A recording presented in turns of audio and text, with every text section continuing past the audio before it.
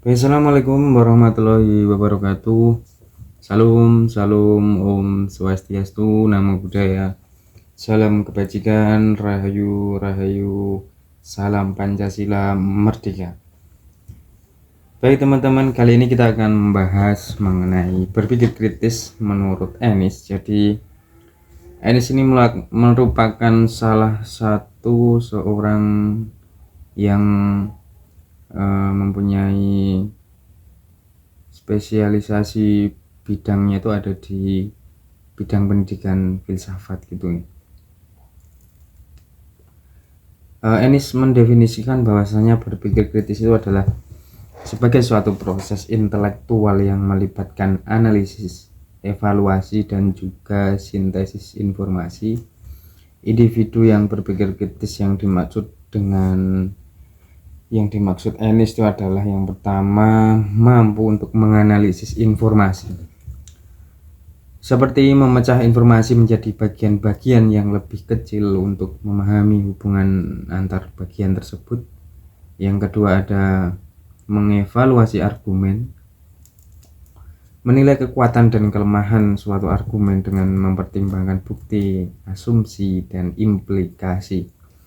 Yang ketiga menarik kesimpulan, yaitu membuat kesimpulan yang logis, rasional, dan berdasarkan bukti dan analisis yang telah dilakukan. Kemudian yang keempat mempertimbangkan alternatif, yaitu menemukan berbagai solusi atau perspektif yang berbeda terhadap suatu masalah. Kemudian yang keenam adalah membuat keputusan, yaitu memilih tindakan yang paling tepat berdasarkan pertimbangan yang rasional. Tentunya berpikir kritis ini mempunyai suatu komponen utama gitu, dan si Ennis mengidentifikasi beberapa komponen utama dalam berpikir kritis, antara lain yang pertama adalah keterampilan dasar, yaitu meliputi kemampuan memahami, kemudian menganalisis dan mengevaluasi informasi. Kemudian yang kedua ada sikap.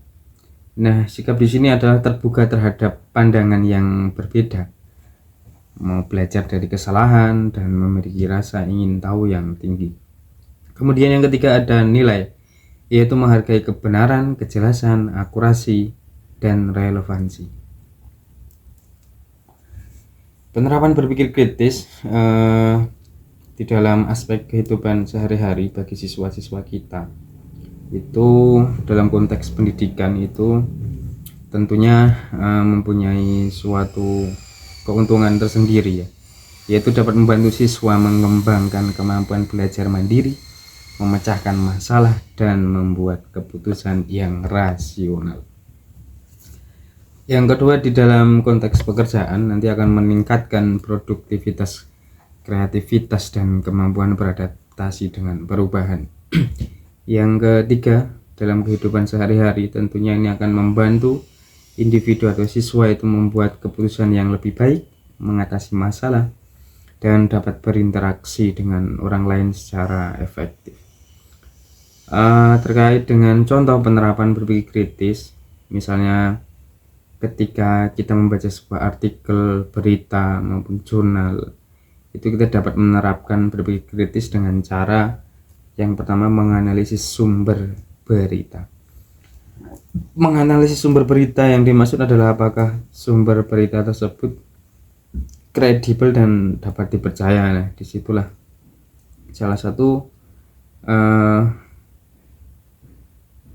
cara untuk menerapkan berpikir kritis, yaitu dengan cara menganalisis sumber berita.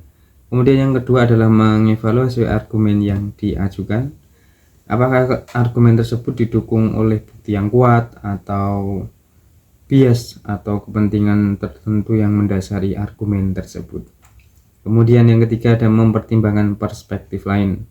Apakah ada sudut pandang lain yang perlu dipertimbangkan, seperti itu.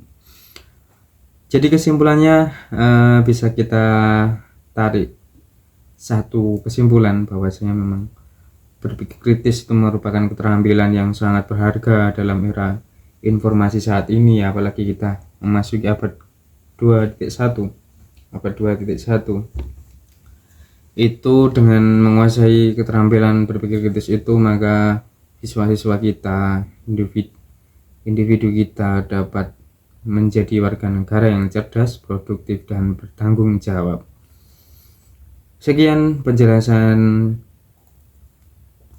terkait dengan berpikir kritis menurut Ernest.